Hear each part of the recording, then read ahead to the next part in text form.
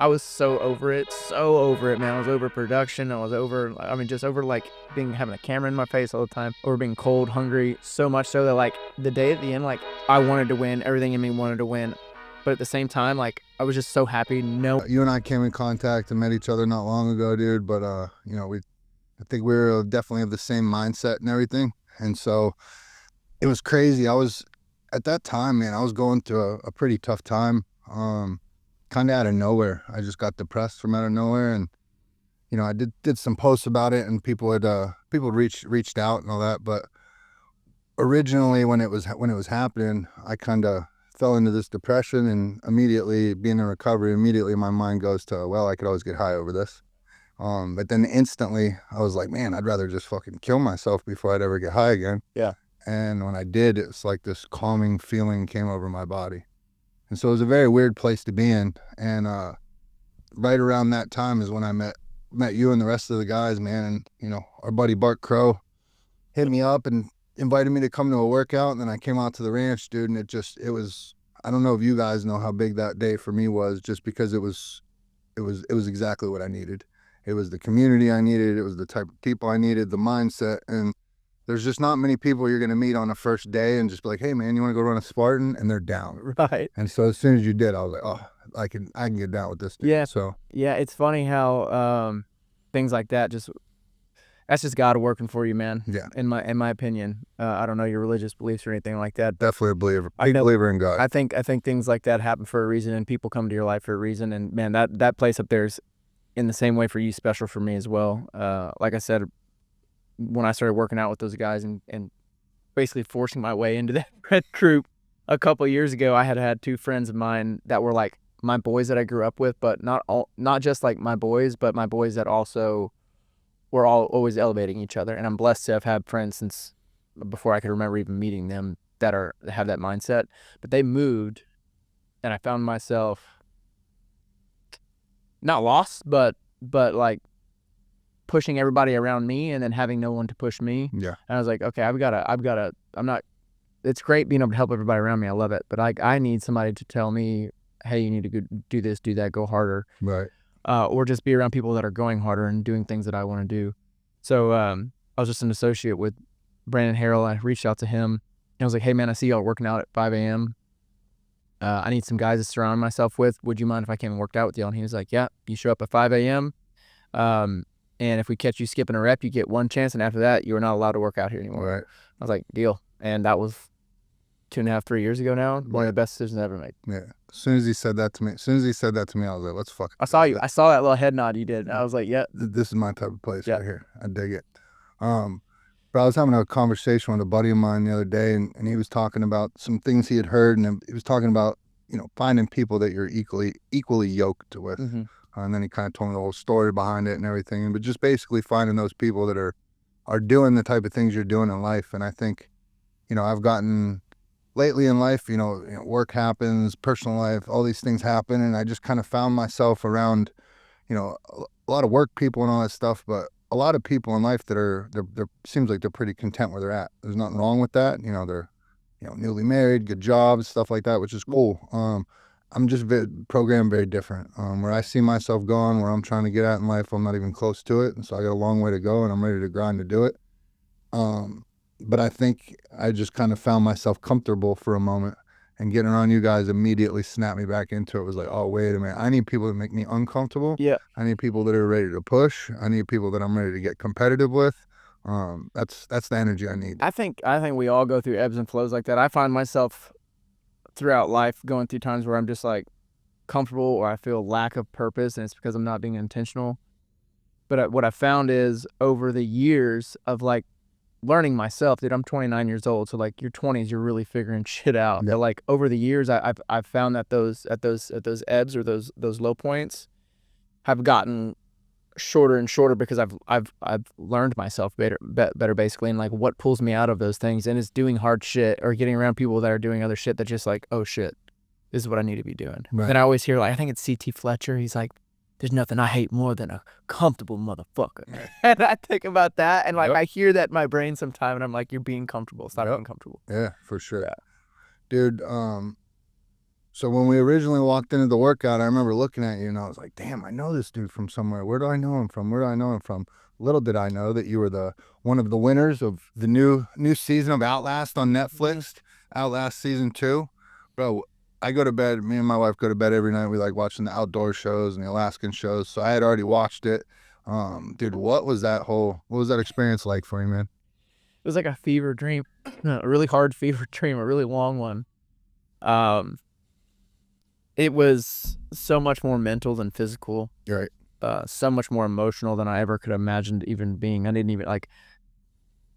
I shouldn't say that. I've been in a very, very emotional states and been through a lot of traumatic stuff. But like the lengthiness, and the amount of mental shit that was going on was just insane. And on the flip side, also the clarity and the closeness to God, and like this overwhelming sense of gratitude that I got from the whole situation that I was not prepared for. Right. What do you think was the hardest part? If you had to go back to like one thing about that whole experience, what was the absolute hardest part? I'll list them off in like the top 3 for me. All right. The hardest thing for me was missing family, Mm-hmm. missing home, because we were locked in a hotel room for 9 days because COVID protocols and whatever else. Before the show even started, so no cell phones. They didn't want to see any of the other cast. We were locked in a room. We had like an hour outside every day, which is great for the first 3 days. But after that, I was losing my mind. Right.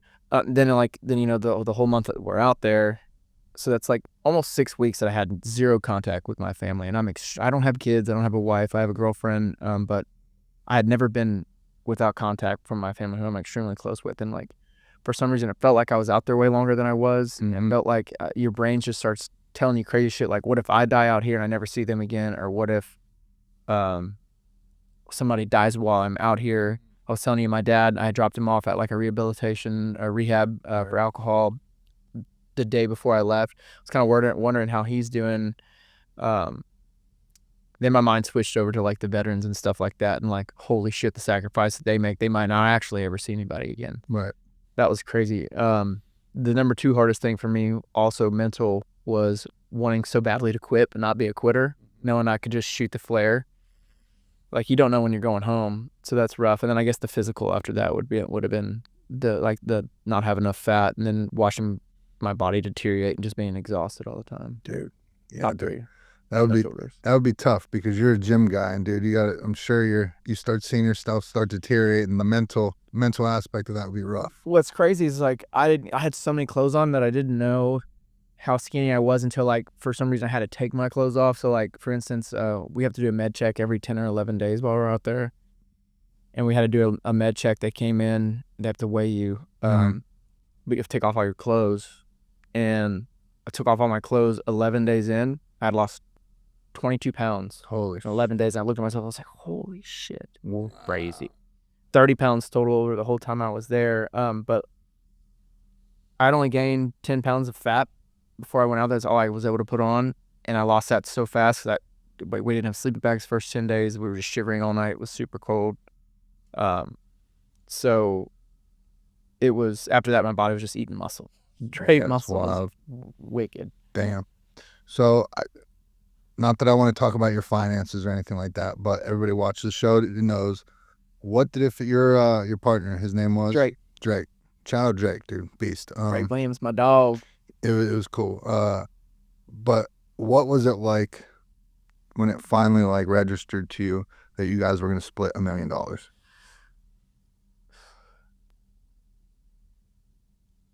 The thought of just getting to go home. Right. First of all, like I was so over it, man. I was over production. Just over like having a camera in my face all the time, or being cold, hungry, so much so that like the day at the end, like I wanted to win. Everything in me wanted to win, but at the same time, like I was just so happy knowing that I was gonna go home and get to see my family. Real. And the winning was just like icing on the cake times 1,000. But all of the years of struggling, being an entrepreneur, all the years of being broke, barely like week to week, month to month, trying to make my bills, all the self-development that I just thought I was spinning my wheels on for so long, just busting my ass, early mornings, workouts, books, meditations, and all this stuff that for so long, after a while, I was like, what the fuck am I doing? Like, this is doing nothing for me. I even told Brandon that one day. He's like, you're just pulling your arrow back, man. And then Well, I like that. You're just pulling the arrow back. yeah, and I told us second part of that. I was like, dude, I'm getting tired of holding this motherfucker. Right.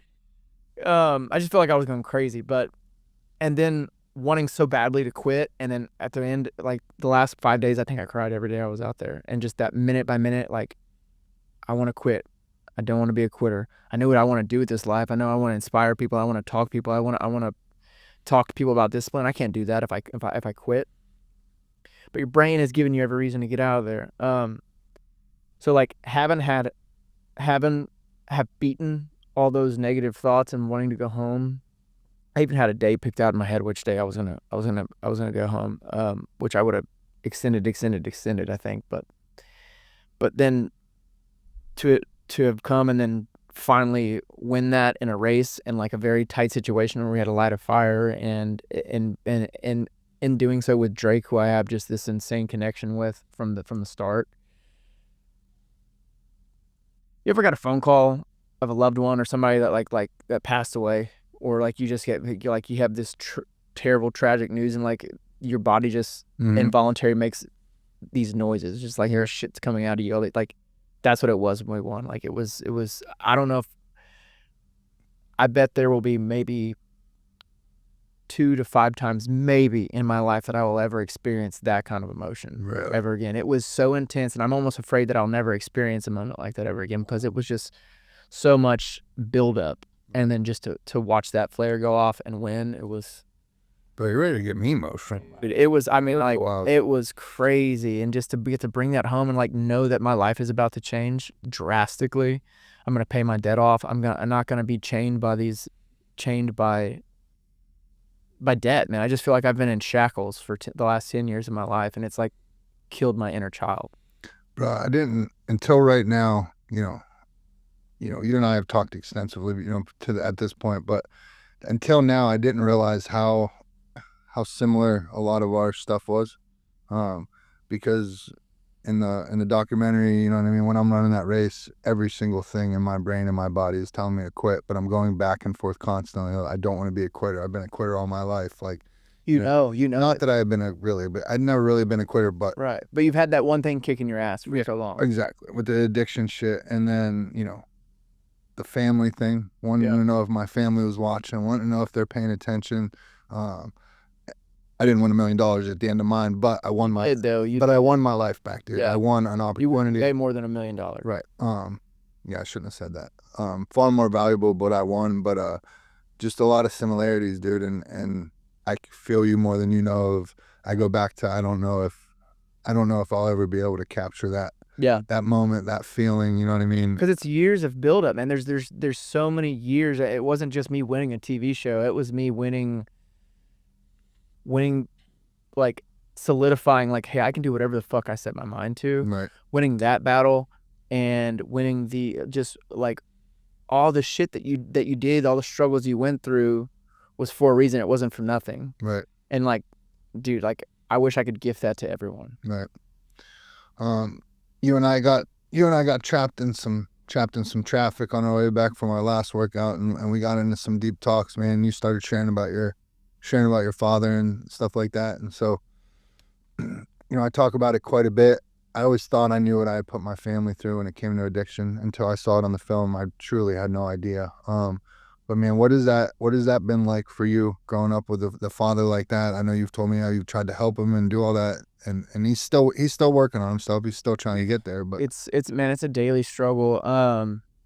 When I was a kid, I had anxiety and I didn't even know it. But I remember my dad driving up from work every evening and me seeing him struck, and like I also didn't know that I had ADHD growing up. So he'd drive up and I would just get severe anxiety and be freaking out, like, oh shit, what did I do today? And like going back on my day, did I fuck anything up? Am I gonna get my ass whipped when I get home for doing whatever? I didn't even realize that. And then it was most of the ass whippings I got were because I deserved them. Right. Right. But it was the verbal abuse and stuff like that, and like these are things that me and him have hashed out that we've cried over, and he's apologized over and over and over again, and that's another reason. Part of his that doesn't help with his alcoholism. Like he's always beating his past self up. Right. But I still like. So my dad's dad, one of my grandparents had passed away in 2018. I grew up on the same piece of land as they did. I was at their house just about every day. My grandpa was more of like my hero, my almost like my father figure. Mm.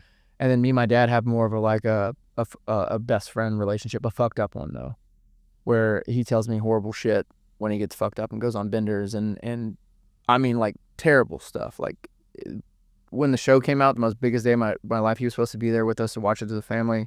Never showed up. I was looking out the window like a little kid waiting for my dad to get home.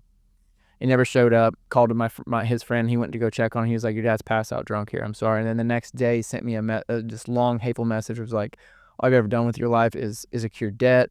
You've never done anything with yourself. Your grandpa would be so disappointed in you." And like all he's doing is projecting how he feels about himself onto me. But like that was tough, man. That was another cry on my shoulder that he had to have a week later because he got sober and felt terrible about it. Right.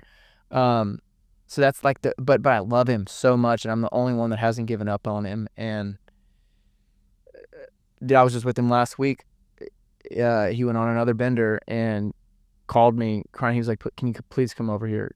And I just crawled in bed with him, and he cried, and I just laid in bed with him like a little boy, dude. And like, he's my dad, man, and I love him. I'm getting emotional talking about it right now, but I love him so much, man. And to watch him struggle so hard, I'm like, I feel so helpless because I've exhausted myself to the point of like, I do not know what else I can do for him. Right. And he wants to get better, and he's just like, I can't keep doing this. I'm gonna die. I'm gonna die. I'm gonna die. Which he is. Like, he didn't drink any water for 3 days hardly. Drank 3.5 gallons of whiskey and wouldn't eat any of the food that I was bringing him. So every like couple hours, he kept coming back to check on him. But like, so I just have that relationship with him, and it's tough, man. It's like your family probably knows. It's just like sitting there like wanting to help, but like having not having the tools or anything to do anything but support him. Yeah. But then I do all that. It's like I do all this helping, and then I get shit on so hard. So like that, it makes it so much harder, man. Like the life of an addict extends to his immediate family and friends. Dude, I know firsthand, man, and you know we've talked. I'm here to help in any way, shape, or form that I can. Yeah, he wants, like I said, he wants to talk to you. Yeah, we will for sure, and we're gonna get him what he needs and all that. But I mean, the biggest part is just him being willing. You know, in our world, we know there's no human power that could relieve our alcoholism, addiction, or anything like that. And so, my mother, my brother, sister, anybody, they couldn't have done it for me. I just had to get so miserable to the point where I needed to change. Answer me this. So like, did you have the quick fix mentality for a long time, like where you were looking for quick fixes, or you weren't even trying to fix it at all?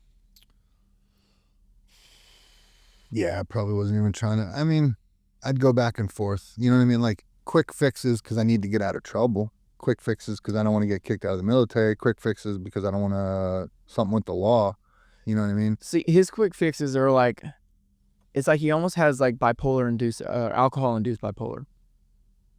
But it's like, I'm gonna move here. I'm gonna move back to house. Like we have like a house here and then a house here. He's like, I'm gonna move here, and like this is gonna fix my problem because I won't be as lonely here. Or I did that. I'm gonna go to rehab for 30 days, or I'm gonna go to a detox and have him put these pills in my stomach that make me sick when I drink, which he ended up drinking through anyway. Yeah.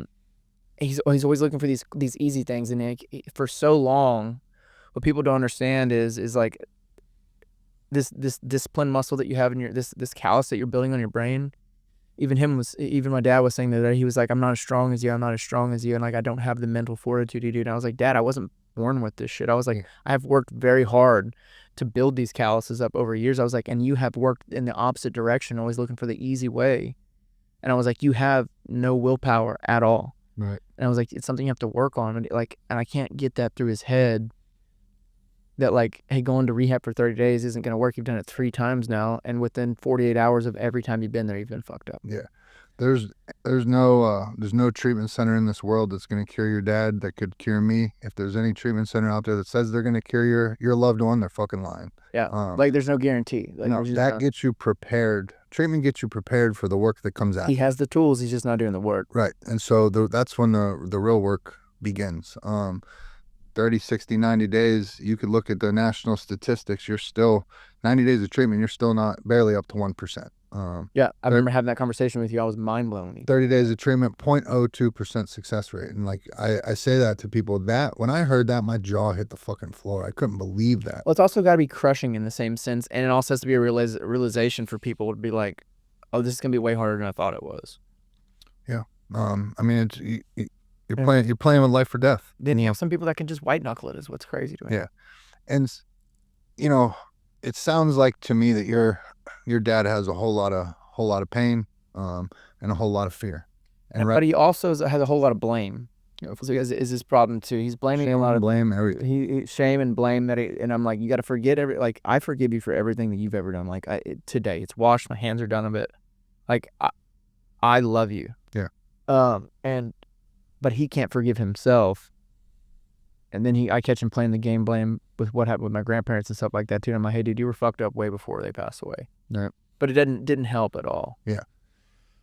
Yeah, dude, he needs to understand he's been drinking for what, 30, 40 years?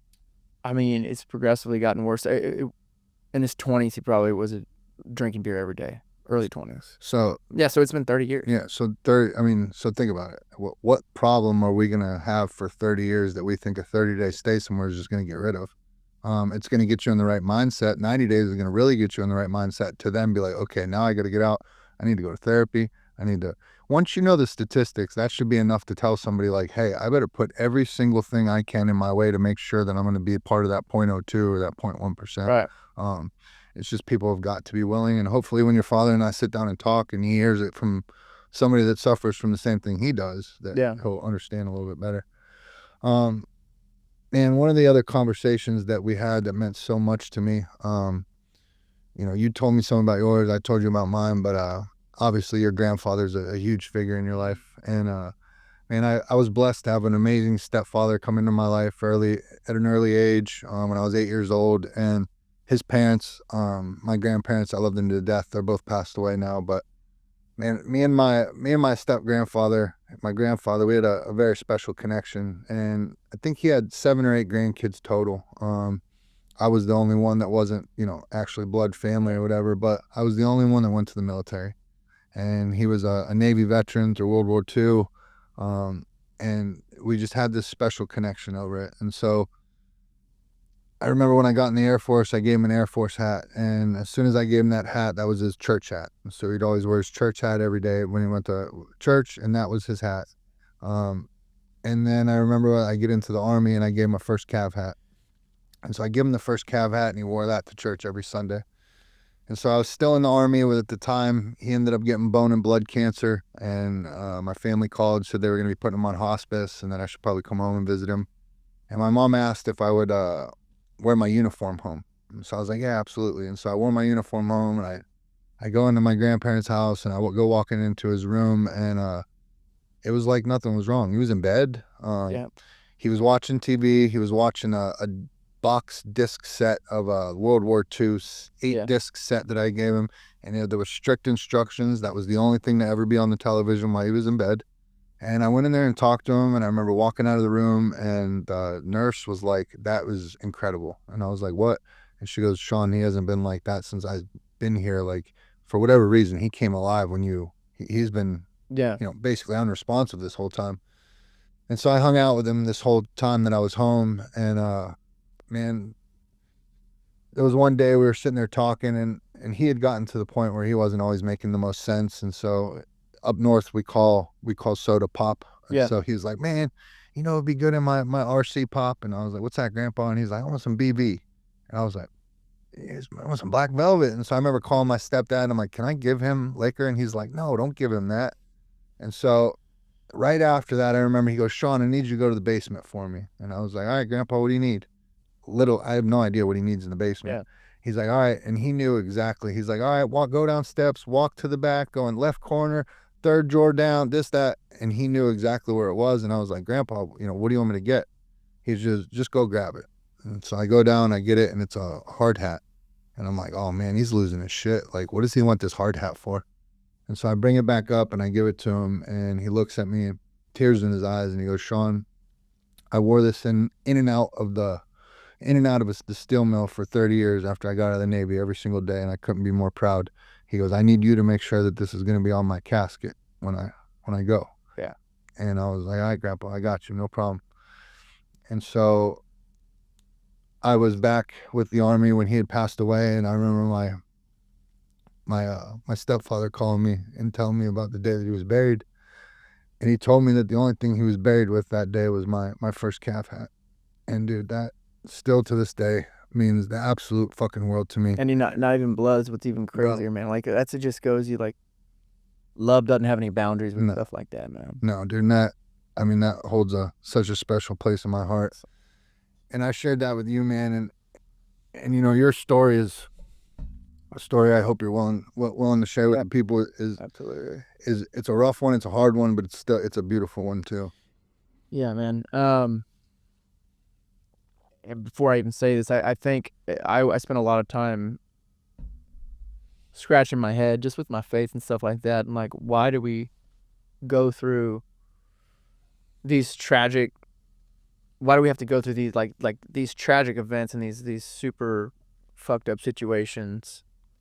And I read something somewhere that brought a lot of peace to me, and it said that the more trauma or hurt that you feel, the more of a compassionate human being you get, the closer you get with humanity as a whole, and just being able to relate, I think. And that brought me a lot of peace, kind of lessons. But so as I said, I grew up on the same piece of land as my grandparents did. We raised cattle. I did 4-H pigs, I rodeoed.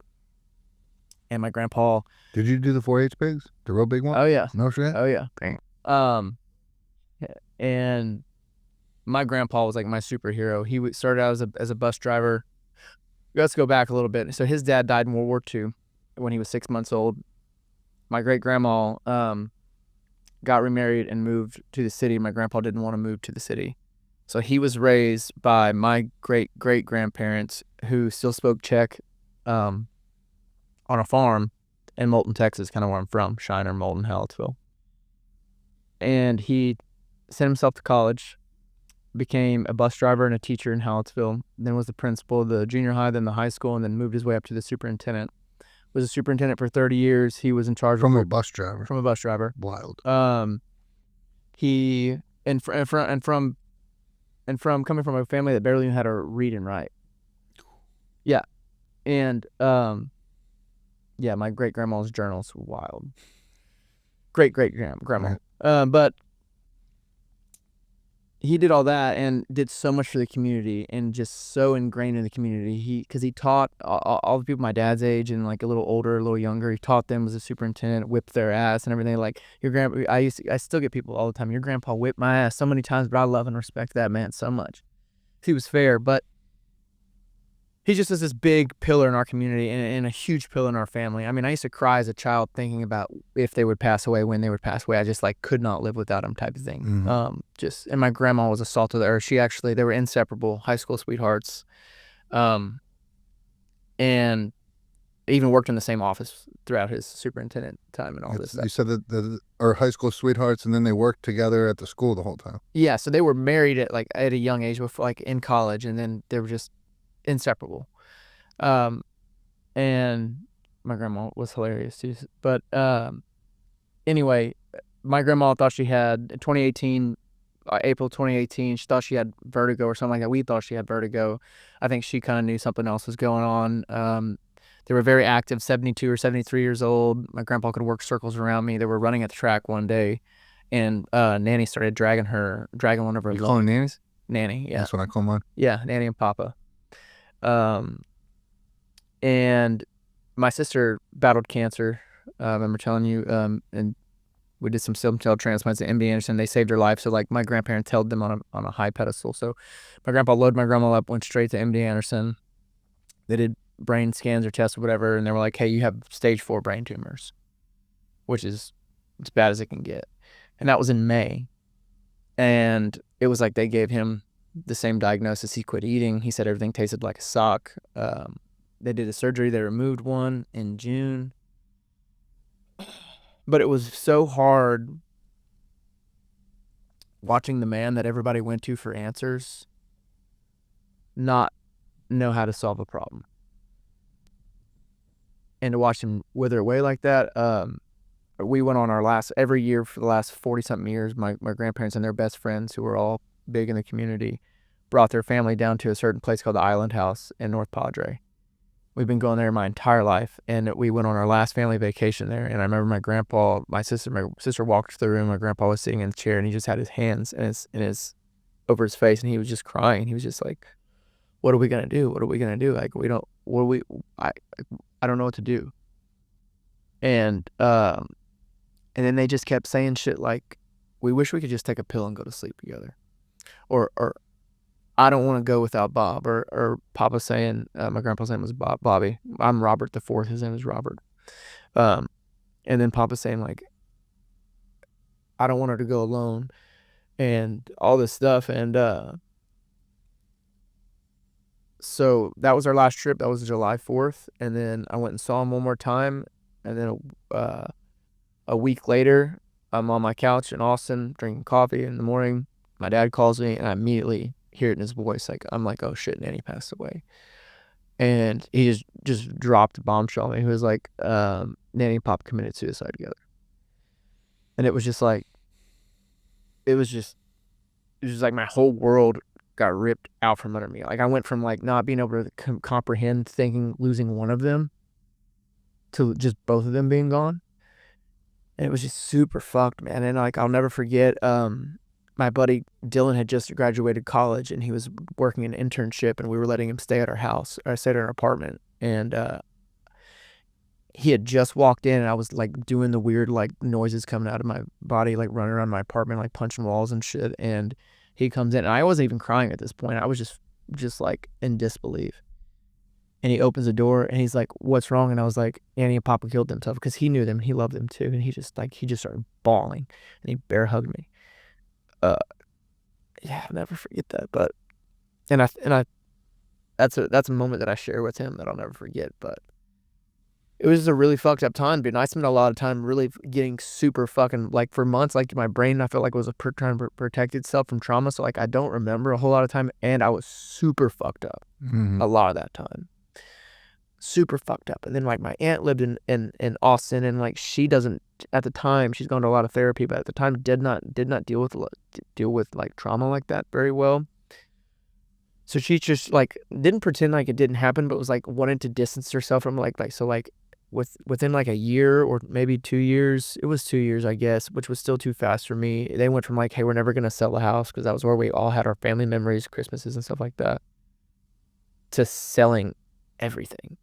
Like the house, like they had an estate sale, sold all their belongings. And it was just like, and then on the note, my grandpa was like, "Hey, we don't want to have a funeral," which was wild.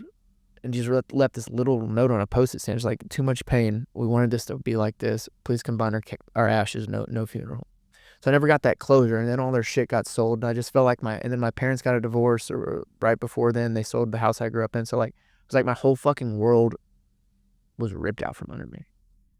But thankfully, like I said, I was just able to buy the land that we still had back there a couple weeks ago. That was a pretty big deal and a pretty big cry for me.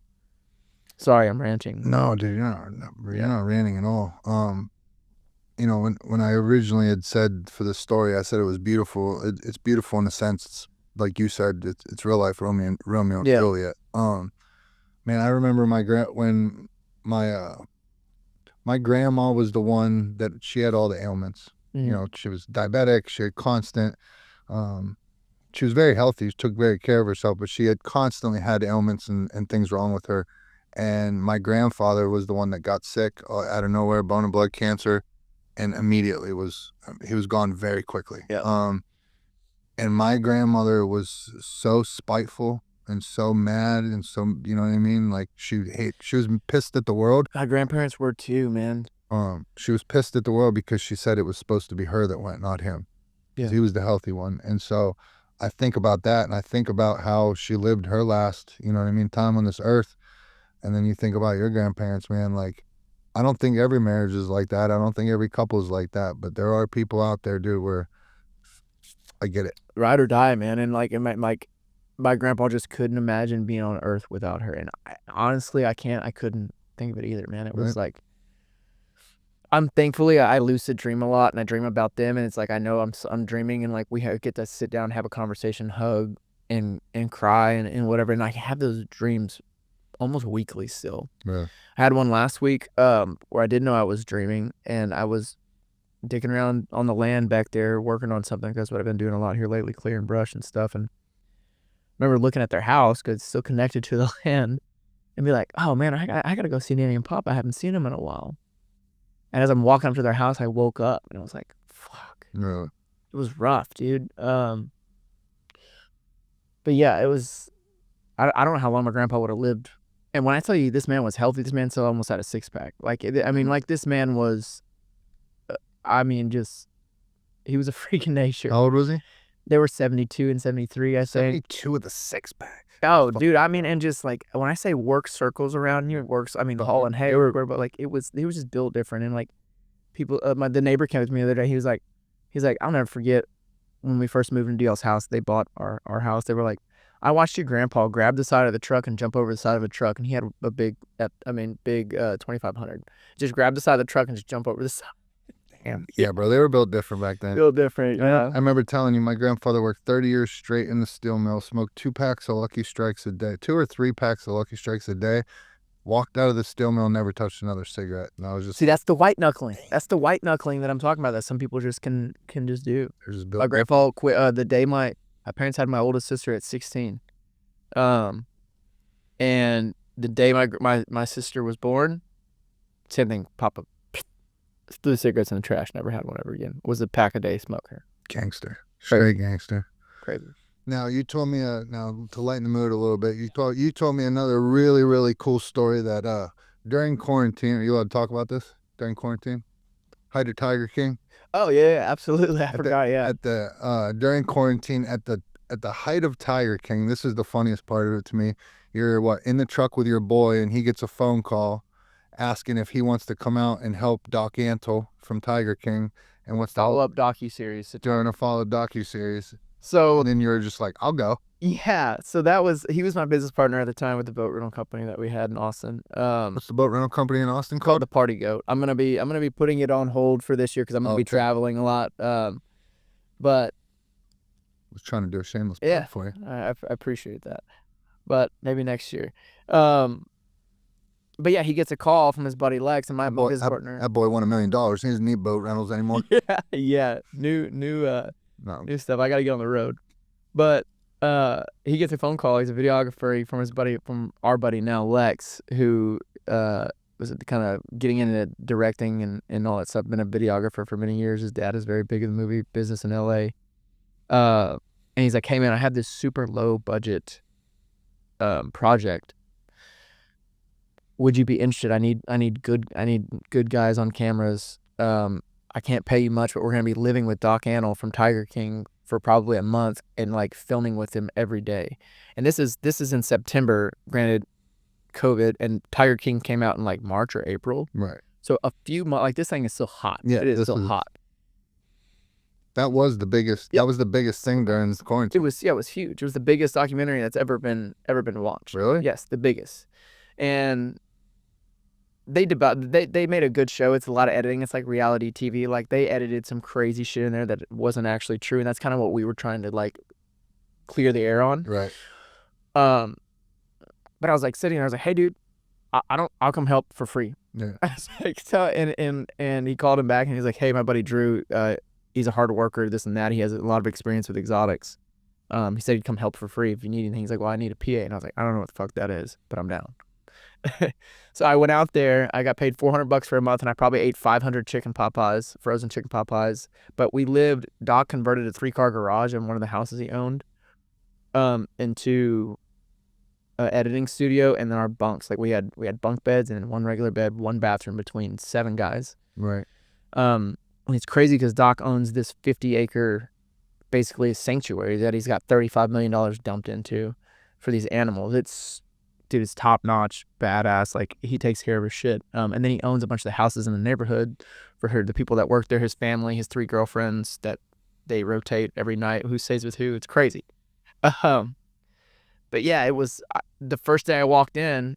Moksha, one of his girlfriends, is carrying a baby chimp called Angada, and like I locked eyes with this little monkey, dude, and I was like, oh shit, there's some history between us. Like it was the craziest thing looking to a chimp's eyes for real time. And then they had the grown chips that scared the shit out of me. 80 tigers and lions, an elephant named Bubbles we swam with in the canal 4 days a week. Those would drive by. Dude, so a fucking elephant? What an experience, dude. What an experience. Crazy. I'll have to drop some photos so you can drop them in please, videos, yeah. What I mean, and you've had nothing but good things to say, but for those that are listening or watching, like you were there. Like, are the animals taken care of? Dude, the animals are fat and happy, and they are up. I'm not shitting you. They have like Jalen. They have Jalen up at like 3:45 or 4 in the morning. Jalen is a friend of mine that works for Doc. His Instagram is The Real Mowgli. Okay. Younger guy, super nice, but he's getting up at like 4:30 to prep meat to feed the tigers. Doc buys more chicken than the local KFC. No shit. I think that's what he was telling me. Wow. And he has these massive walk-in freezers, and then they clean all these things, and then he has this 50-acre place, and then he rotates the tigers where they can have outside times, and he has these tunnels that are all around there, like these in-cage tunnels that go all the way around the preserve that the tigers can roam freely, and then they rotate them out so they're not sitting in cages, and they're not just like. And then he has this big area with a building with all glass on the sides, and you can get on the top with like, if you imagine like the cat corner houses, like the cat deals in the corners of houses, but they're just massive. Right. And you're just sitting up there throwing chicken at these tigers, and they're eating them. And then they have swimming pools for the tigers. Like, dude, when I tell you this place is top notch, it is top notch. What was it? If you can say it, what was the wildest thing you saw while you were there? He has a 900-pound liger that we spent quite a bit of time with. That was crazy. A 900-pound liger? 900-pound liger. Man. 900 pounds is so big. What's the craziest thing I saw there? One of the coolest things that I saw there is he has the same thing in the trees. Like as for the tigers on down below, he has the same things in the trees, but they're big. These big tunnels made out of I guess like caging, I guess you could say, in the trees for the monkeys. Oh, really? And then he has this one orangutan, massive, dude, and he keeps this rag on his head, just a rag that he keeps on his head, and we'd be filming in various places, and then he had his 55... So wait, the chimp puts it on his own head, or they put it No, he puts it on his own head. It's a orangutan, and he also has a 55-gallon drum that's plastic that he's wallowed out a hole in from sitting on, and he carries it around his arm like this, and his rag, and he'll walk to wherever we're filming, he'll set his 55-gallon drum up, and then sit on it, put his rag on his head. Stop it. Swear to God. So cross his legs? Cross his legs and watch us film. Watch us whatever we're doing. An orangutan. Yep. Dude, that is the most human, crazy. And then we strapped then there 2 bigger chimps, Sugriva and Bali, sleep in a bed next to like his son Cody and then his girlfriend Sarah. Great people. And then Doc, and we strapped a GoPro to Sugriva's chest, I guess, one day, or maybe it was his chest, of him grinding coffee and pouring water over it to make coffee in the morning for Cody. Stop it. Yeah, dude, it was crazy. And then they had these little lemurs and stuff like that, and they keep them on like these like leashes, and sometimes they don't. My wife. But I was probably from here to the other side of the room over there, and Sarah threw one of the lemurs and like knew what she was doing, and all of a sudden like it stuck to the side of my head like glue, and she just laughed.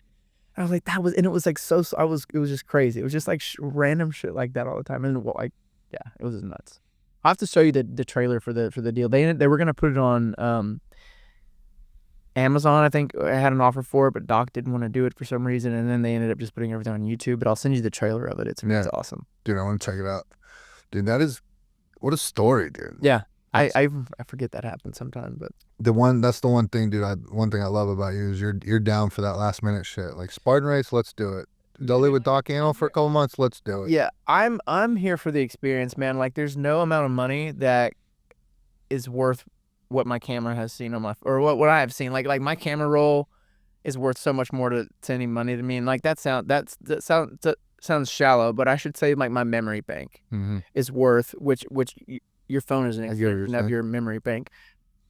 The experiences that I've got to do, just having this zest for life has been it's been part of the reason I've been broke for so long.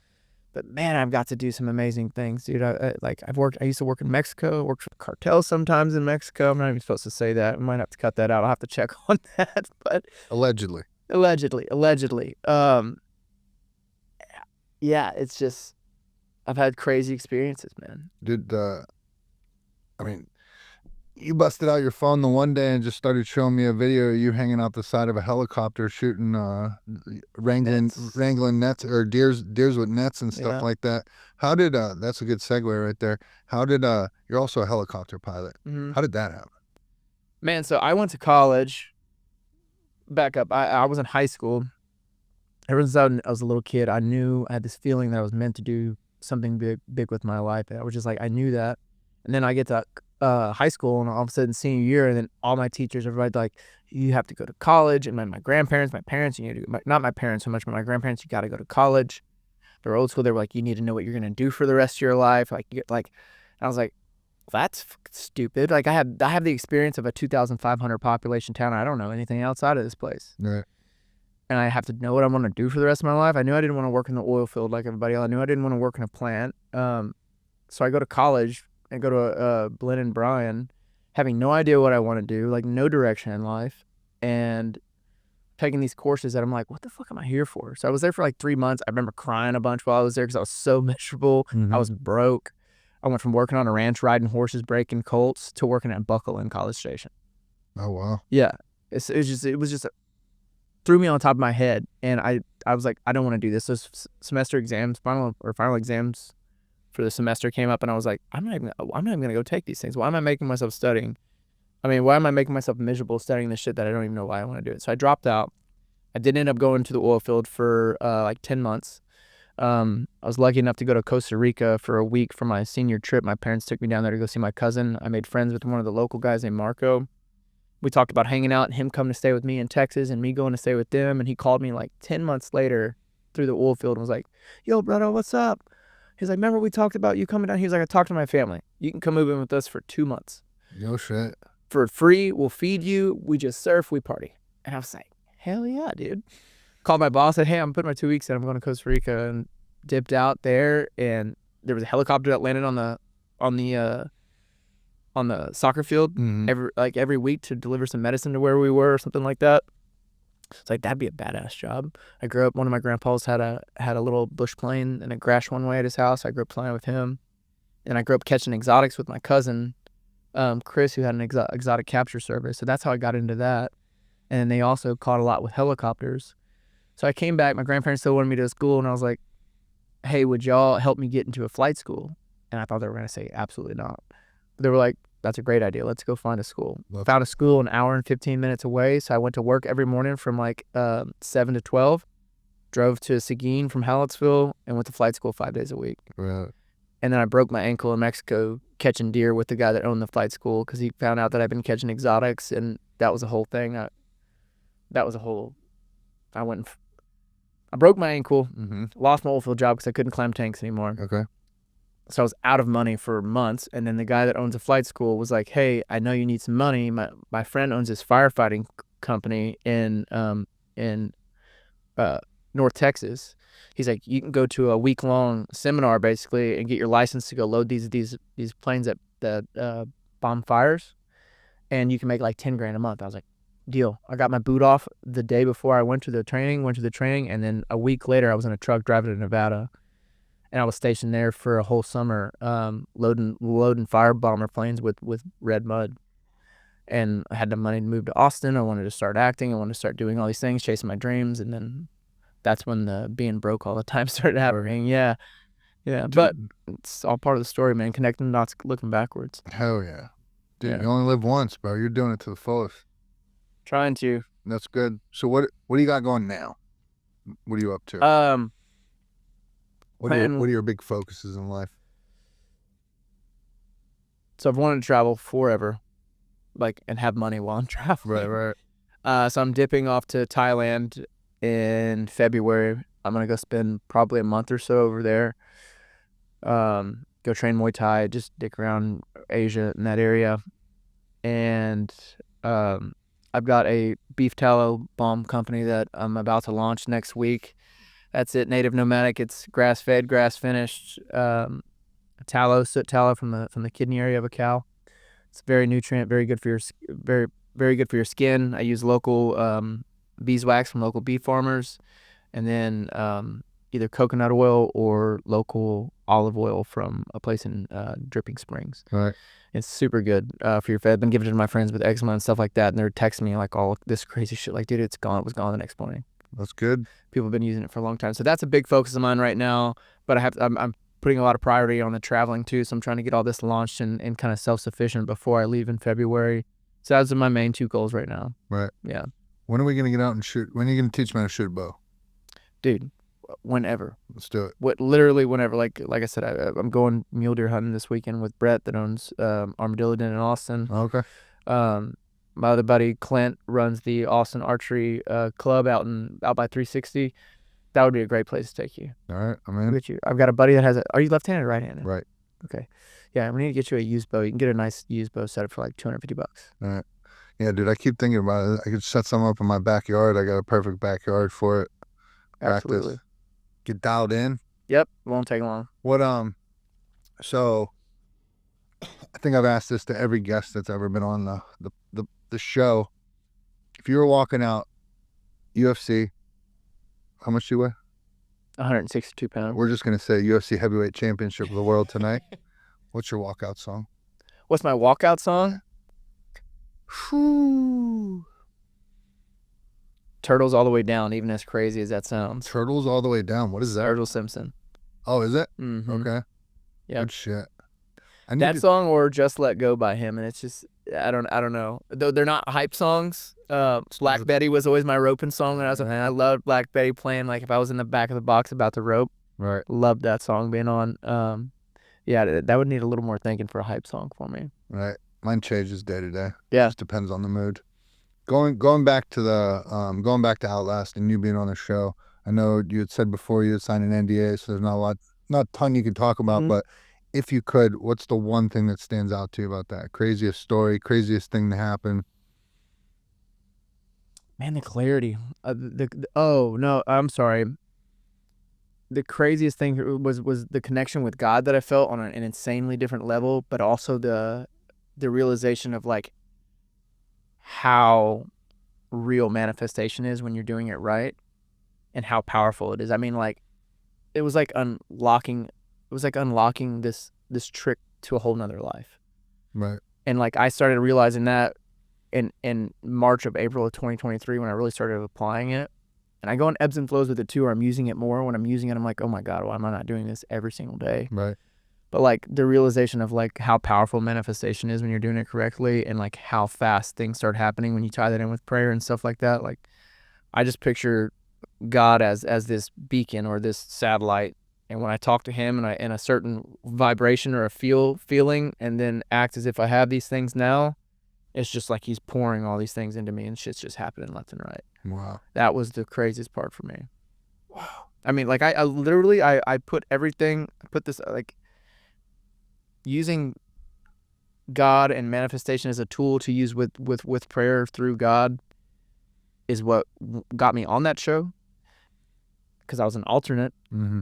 It gave me the opportunity to even be applying for that show, being an alternate, getting out there, getting on the show, being able to pick first and pick Drake and then my team, and then laying there every night telling myself and feeling what it was going to feel like to call my mom, tell her that I won that show. Right. That is why I won that show. Right.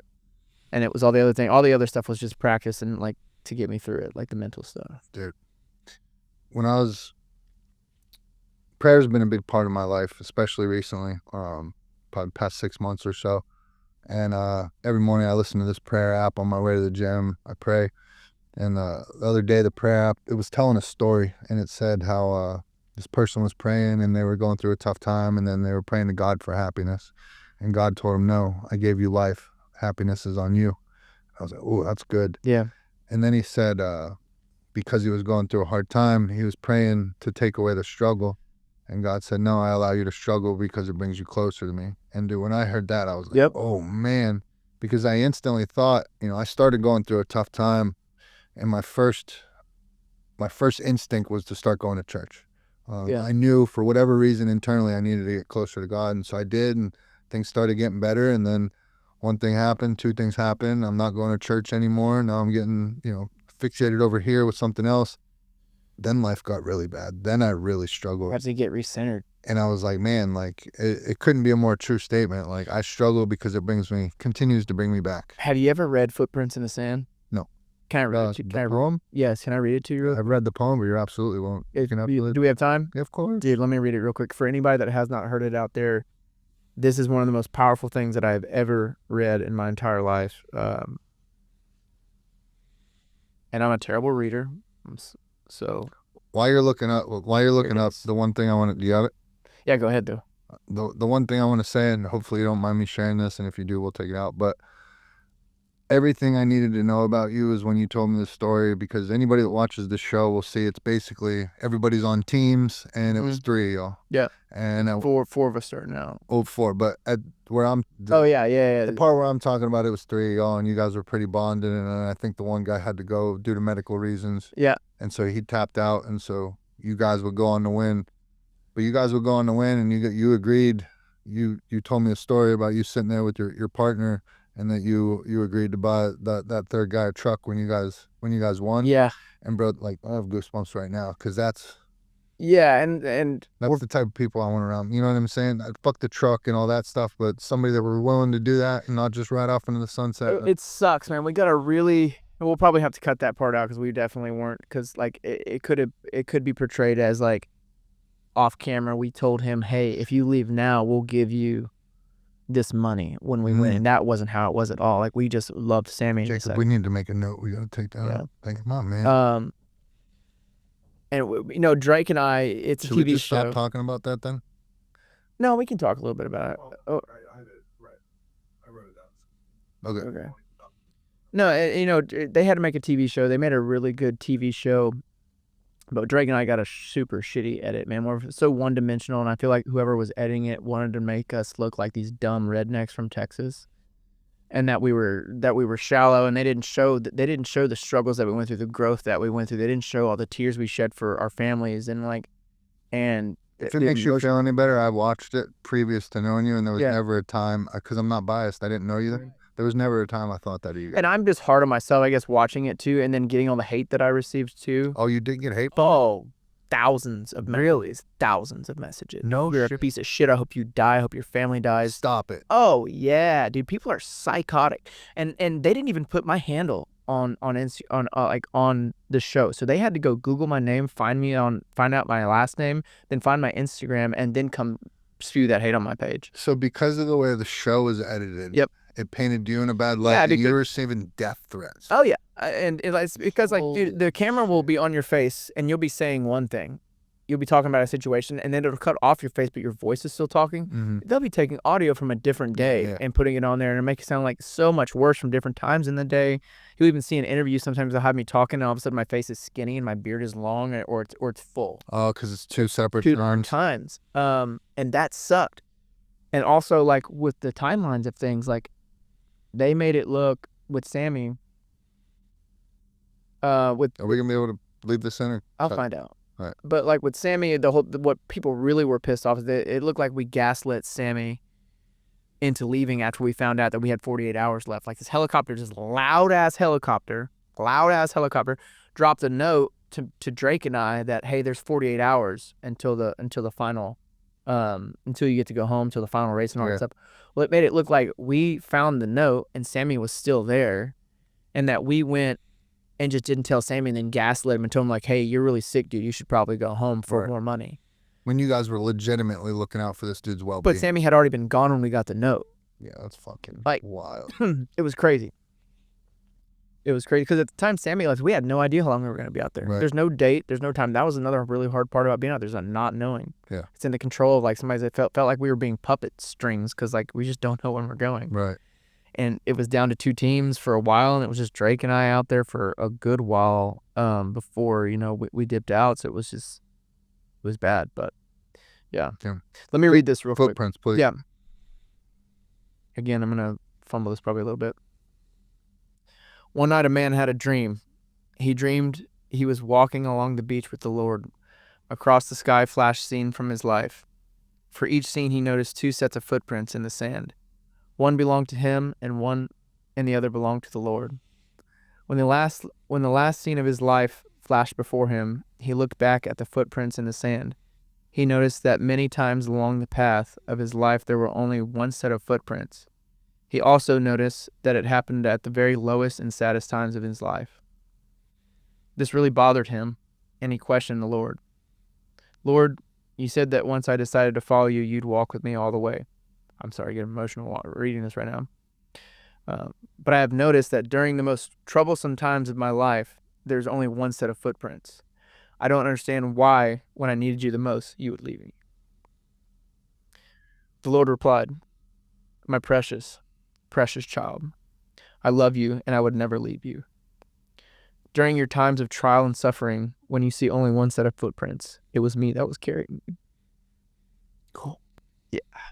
It's tough, dude. It's rough. It's so beautiful. I have that.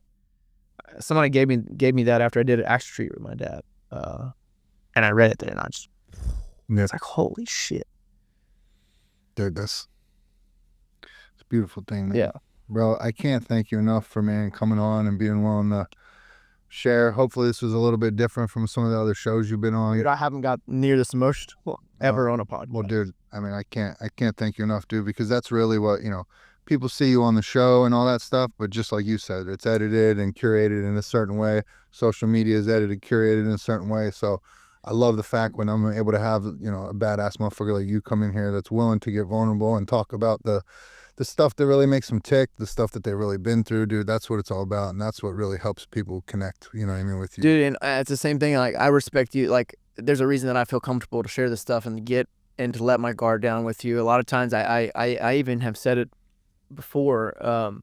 Sometimes I have to put this wall up when I'm talking about my grandparents and some of this stuff so I don't get overly emotional. But I feel comfortable with you, man, and I have so much.